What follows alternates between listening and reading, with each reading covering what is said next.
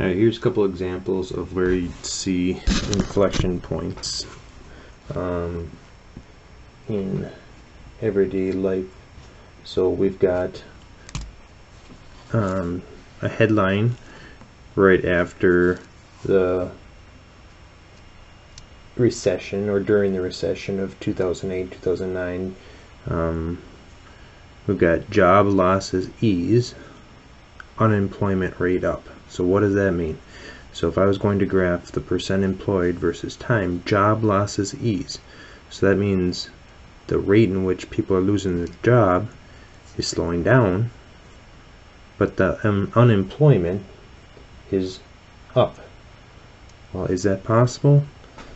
If you can think of it as kind of percent employed is just going down like crazy, very steep, but at some point the rate or the derivative of the jobs losses is going to increase or even out because it's going negative.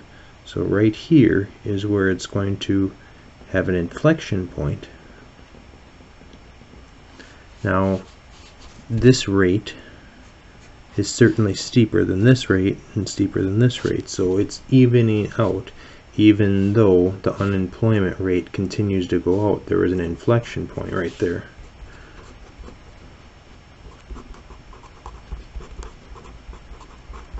That's what that headline told me when I saw it. I'm like, okay, so the losses are easing, but unemployment is still going up. It's a good sign that eventually it's going to increase back up. Another example, November 24th, 2020, right in the middle of COVID. The COVID-19 pandemic. The COVID rate of new hospitalizations starting to slow down. So the rate of new hospitalizations starting to slow down, hospitals becoming overrun. So again, the rate is slowing down,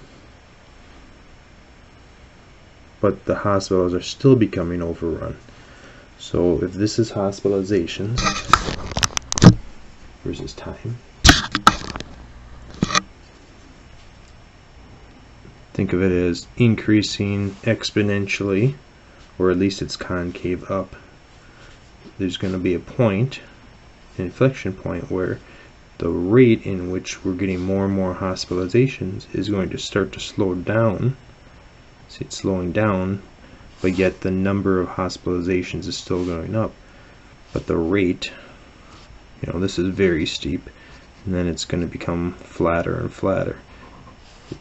So the rate is slowing down even though hospitals are still becoming overrun, because the amount hospitalized is still going up.